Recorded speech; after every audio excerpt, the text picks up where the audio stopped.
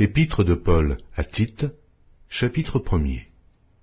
Paul, serviteur de Dieu et apôtre de Jésus-Christ pour la foi des élus de Dieu et la connaissance de la vérité qui est selon la piété, lesquels reposent sur l'espérance de la vie éternelle, promise dès les plus anciens temps par le Dieu qui ne ment point, et qui a manifesté sa parole en son temps, par la prédication qui m'a été confiée d'après l'ordre de Dieu notre Sauveur. À Tite, mon enfant légitime en notre commune foi, que la grâce et la paix te soient données de la part de Dieu le Père et de Jésus-Christ notre Sauveur. Je t'ai laissé en Crète, afin que tu mettes en ordre ce qui reste à régler, et que, selon mes instructions, tu établisses des anciens dans chaque ville.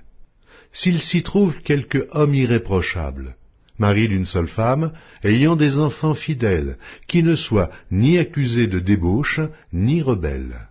Car il faut que l'évêque soit irréprochable, comme économe de Dieu, qu'il ne soit ni arrogant, ni colère, ni abonné au vin, ni violent, ni porté à un gain déshonnête, mais qu'il soit hospitalier, ami des gens de bien, modéré, juste, saint, tempérant, attaché à la vraie parole, telle qu'elle a été enseignée, afin d'être capable d'exhorter selon la saine doctrine et de réfuter les contradicteurs.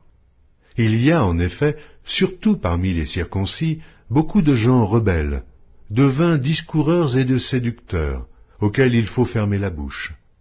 Ils bouleversent des familles entières, enseignant pour un gain honteux ce qu'on ne doit pas enseigner. L'un d'entre eux, leur propre prophète, a dit « Crée-toi, toujours menteur, méchante bête, ventre paresseux ». Ce témoignage est vrai.